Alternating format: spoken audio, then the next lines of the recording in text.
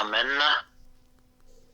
Dia mamerina ny fiarabanantsika rehetra moa zany amin'izao fotoana izao ahafahantsika mizara na mifampizara ny tenin'Andriamanitra, ahafahantsika mandroso amin'ny fahalalana bebe koa zany ny tenin'Andriamanitra. Tenin'Andriamanitra moa zany dia ny Baiboly no ataontsika hoe tenin'Andriamanitra satria Andriamanitra mihitsy no name an'ilay teny. Amin'ny jaona voalohany moa zany tena ahafantarantsika anazy hoe tamin'ny voalohany ny teny dia tao amin'Andriamanitra, ny teny dia Andriamanitra. Ka rehefa resahana zany hoe tenin'Andriamanitra dia ny tenin'ny Baiboly. Mety mandroso mihemitra isika amin'ilay resaka daty na ny fotoana ahafahantsika milaza ny hoe ny Baiboly, ny tenin'Andriamanitra avy aiza, oviana, iza no nanome anazy hatramin'ny oviana nanorata anazy ka etỳ-panomboana moa zany mety voafehy ao anatin'ny fotoana amin'izao voalohany izao raisitsika amin'ny asasakadiny eo zany ny fampidirana, ataontsika azo atao lazaina hoe fampidirana izao fizarana voalohany amin'ny fampianarana ny tenin'Andriamanitra izao. Dia arak'izay hoe tenin'Andriamanitra ny Baiboly zany no tena lazaina hoe tenin'Andriamanitra. Ao anatin'ny Baiboly io dia misy ny ekena hoe fanekena vaovao sy ny fanekena taloha. Amin'ny teny frantsay moa zany hoe alliance, ancienne alliance sy nouvelle alliance zany hoe misy koa amin'ny teny anankiray hoe ancien testament na nouveau testament. Izay ny fanekena ilazana ny Baiboly.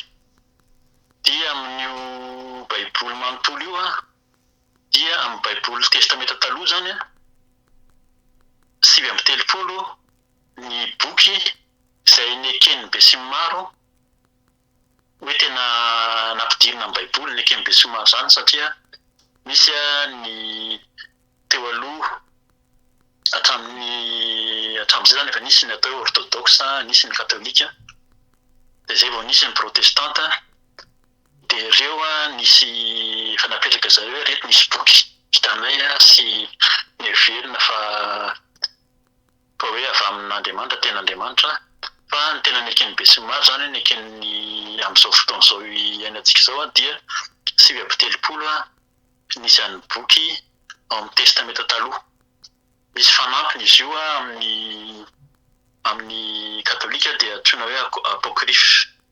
Apocryphe ny filazana azy izay misy maromaro zany tsy teneniko eto nisany fa ny hatramin'izao zany aloha dia ny 730 ny tena nekena eo amin'ilay boky ny testamenta taloha. Dia eo amin'ny testamenta vaovao 720. Izay vakitsika zany manomboka amin'ny Matthieu, Marc, Luc, John ka hatramin'ny Apocalypse. Dia 720 no isan'ny boky ao amin'ny testamenta vaovao. Dia ireo moa zany samy ny amin'ny testamenta taloha ny tena ambarany ao amin'ny ankapobeny dia ny nanomboan'ny izao tontolo izao sy ny fiatomboan'ny tantaran'izao tontolo izao, ary ny tena hoe ny fidiran'Andriamanitra ny olona, nisy olona nividiana izao tamin'io dia ny Israely, ny vahoakan'ny Israely zany zany no tena nambaran'ny testamenta taloha tao. Dia ny testamenta vaovao moa zany dia milaza ny amin'ny tantaran'i Jesosy Kristy sy ny fiangonana ary ny amin'ny fitoriana ny filazantsara. Dia amin'ny ankapobeny ny testamenta taloha dia izay araka ny teny teo izay hoe ny jiosy moa zany ilay Israely ireo no mbola miandry ny Mesia izay mbola heverin'izareo fa ho avy, tsy neken'izareo zany fa efa tonga ny Mesia dia Jesosy Kristy. Ny kristianina indray amin'ny testamenta vaovao efa nanaiky fa Jesosy efa tonga ilay zanak'Andriamanitra dia hiverina araka ny tenin'ilay anjely anankiroa hoe iny Jesosy Kristy izay hitanareo niakatra iny dia mbola hiverina tahaka n'iny niakarany iny. Ka izay ny finoana zany ary izay ny tena nampino na be fanantenana ny mpianatra mihitsy satria ny mpianatra nahita mihitsy. Tena nahita mihitsy ilay mpianatra teo akaikiny teo ilay anjely. efa nitsangana 10 andro sy 10 alina Jesosy tamin'ny maty, dia niseho tamin'ny mpianatra, dia niaraka tamin'ny teny, dia naniraka ny fanahy masina, dia tena hita ny teny.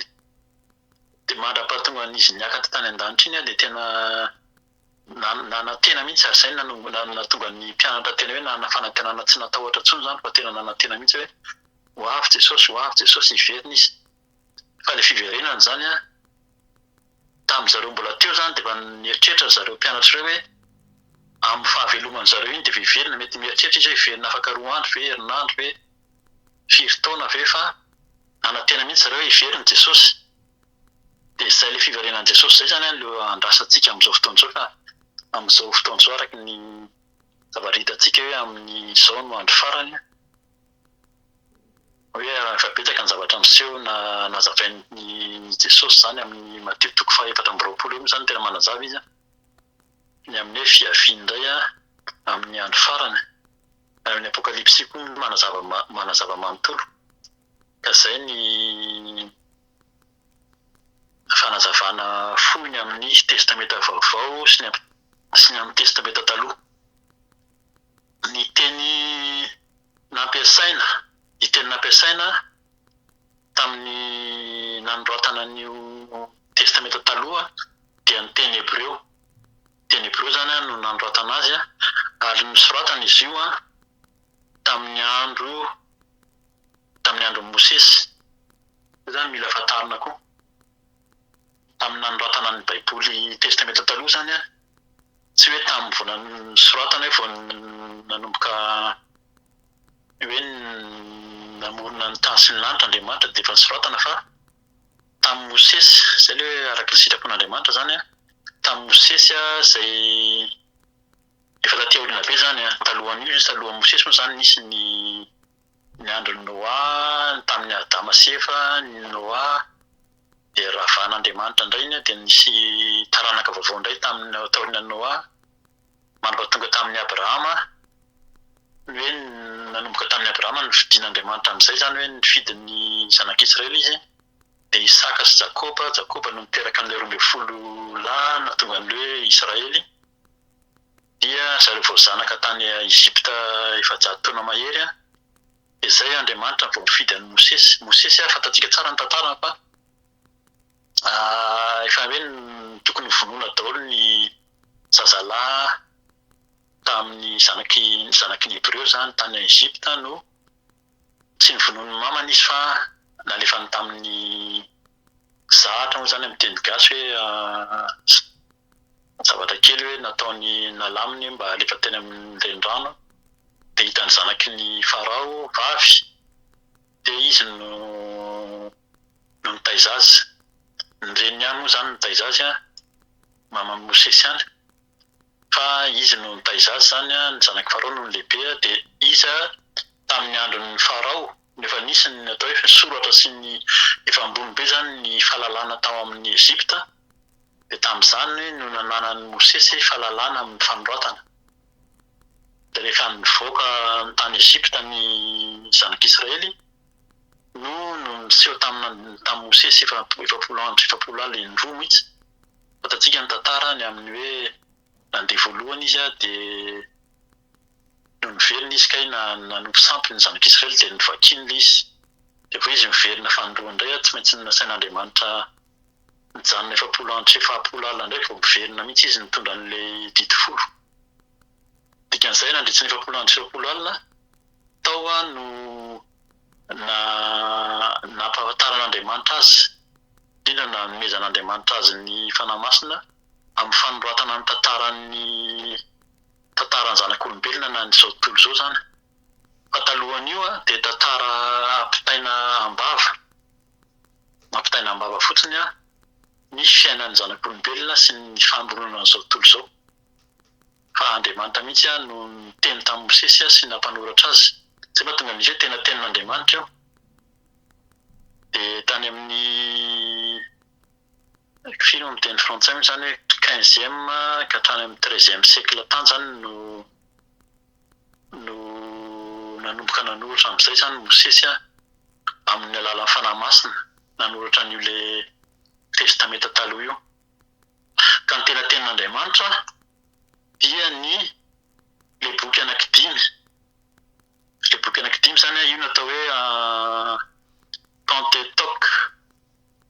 Teny frantsay moa zany Pentateuque izy amin'ny teny frantsay hoe le boky dimy fa amin'ny tena izy satria manko izy adika amin'ny teny frantsay fa ny tena izy dia ireo natao hoe Torah.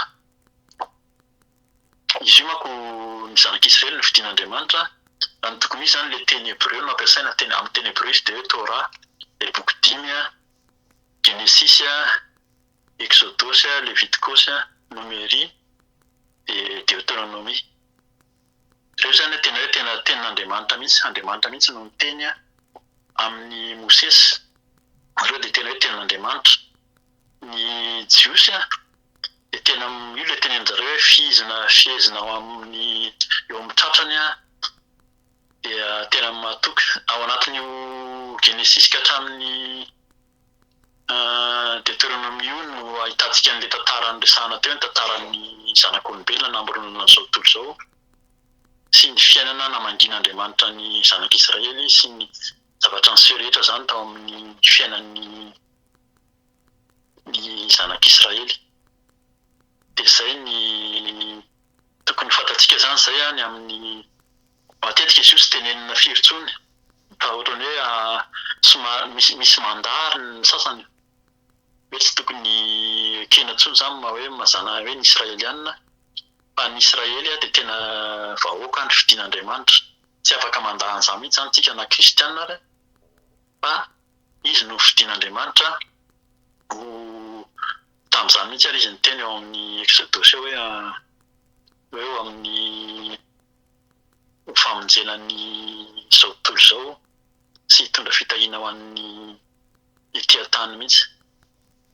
Izay nefa ary izy dia namariny mihitsy satria avy ao amin'izareo ao no nahatongavan'i Jesosy Kristy ho antsika kristianina dia Jesosy no tena mitondra ny famonjena. Dia izay zany no fanazavana kely ny amin'ny hoe Torah zany ary amin'ny Torah hafa mihitsy ny fanononan-jareo an'io le Genesis sy Exodus sy Leviticus io. Tsy mitovy amin'izany mihitsy. Ohatra kely zany ty fa tsy tohizako lavitra ilay izy ny Genesis amin'ny zareo hébreu dia Bereshit ny filazany azy ary izay ny izy.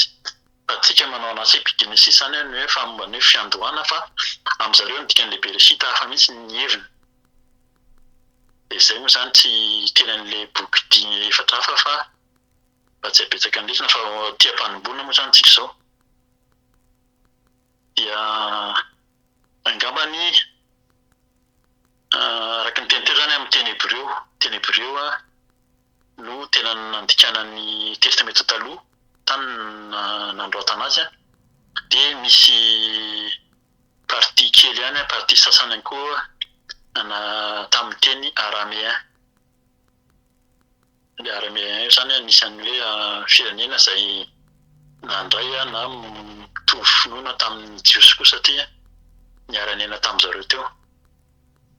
Io zany arakaraky ny halaviran'ny fotoana dia miova ny olona manjaka sy olona mitantana eo amin'ny firenena misy ny tsirairay avy ary fantatsika fa ny Israeliana dia rehefa nandahan'Andriamanitra dia voababo matetika tany Babilôna tamin'ny firenena hafa ka izay nahatonga anazy hoe sady niparitaka no niova ny fiteny sy ny fitantanana teo amin'ny firenena Israeliana. Ny fiteny testameta vaovao dia voadika amin'ny teny Grika. Izay ny tena ankabeazany. Amin'ny teny Grika ny tena nandikana azy fa misy amin'ny teny hébreu koa. Ny tena ahafantarana ny lalàna ny ten'Andriamanitra io zany na testameta taloha na testameta vaovao dia amin'ny teny hébreu. Dia hafa mihitsy ny heviny na misy maromaro ihany koa nadika tamin'ny teny araméen. Dia fanazavana kely amin'ny teny hébreu zany ny teny hébreu dia misy dikany maro na dia teny anankiray ary ohatra hoe matoa teny iray zany zany na verbe anankiray dia misy dikany maro amin'ny teny frantsay na amin'ny teny gasy. Ka ho an'ny mpandika ny baiboly izay maromaro no miara-mandinika manoratra amin'ny baiboly dia mifidy teny anankiray izy ahafahana mamoaka anazy eo amin'ny baiboly zany.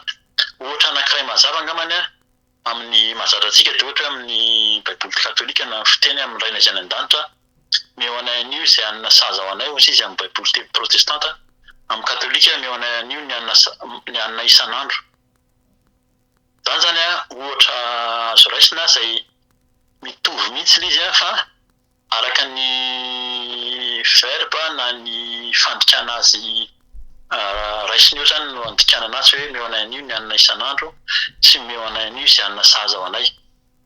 Ohatra anankiray zany izay manazava tsara hoe mety midika teny samihafa no andikana azy rehefa amin'ny baiboly fa amin'ny teny hebreo mihitsy izy dia efa miova arakaraka ny fipetraky le soratra eo zany. Dia tamin'ny efa mahatsiaro an'izay koa mania tsy tsara ho tenenina ihany koa tamin'ny andikanan'io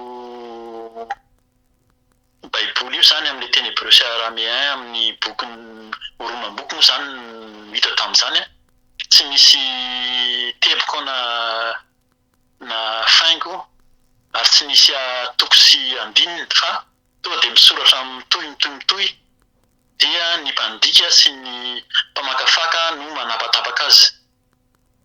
Tsika amin'izao fotoan'izao zany no mametraka an'izy misy andininy sy toko io fa amin'ny nandikana azy tany am-boalohany io tsisy an'izay.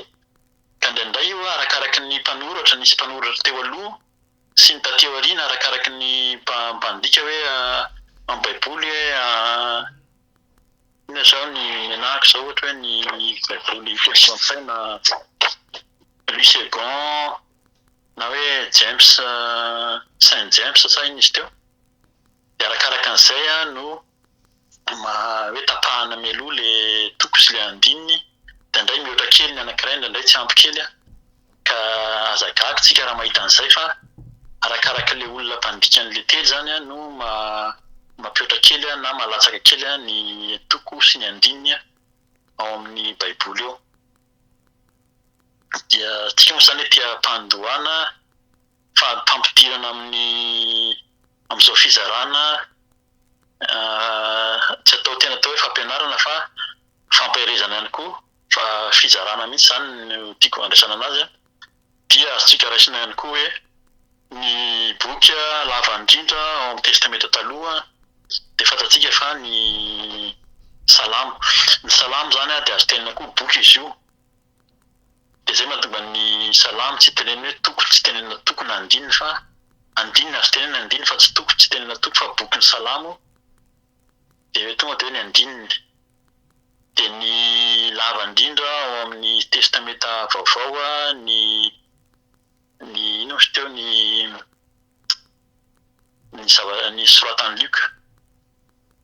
Ny fohy indrindra amin'ny testameta taloha dia ny moa zany sady mijery amin'ny teny frantsay ako no mitady an'le anarana amin'ny teny gasy fa ino moa izy teo amin'ny teny gasy izy zao hoe Abdias izy amin'ny teny frantsay, Obadia amin'ny teny gasy.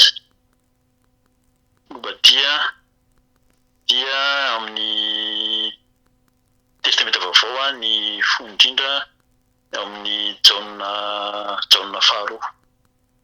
Dia ny toko lava indrindra moa zany dia ny ao amin'ny salamo 7:100 fantatsika rehetra angamany.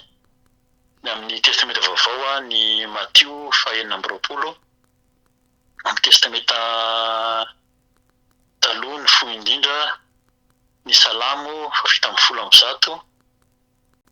Ny toko fohy indrindra zany ao amin'ny testameta vaovao dia ny apokalipsy toko 5:10. Dia azo lazaina kely ihany koa ngamany fa araka le teny teo hoe ny boky testameta taloha zany dia ny tena fototry ny testameta taloha dia le tenentsika teo hoe le Torah na le Pentateuque zany le boky 10 iny zay ny tena hoe tenin'Andriamanitra vatana mihitsy hoe voaray an'i Mosesy Fa ny sasany ohatra hoe manomboka amin'ny tantara zany dia ny tantara izay notantaraina amin'ny tantara sy ny mpanjaka zavatra niseho nisy zany dia nosoratana.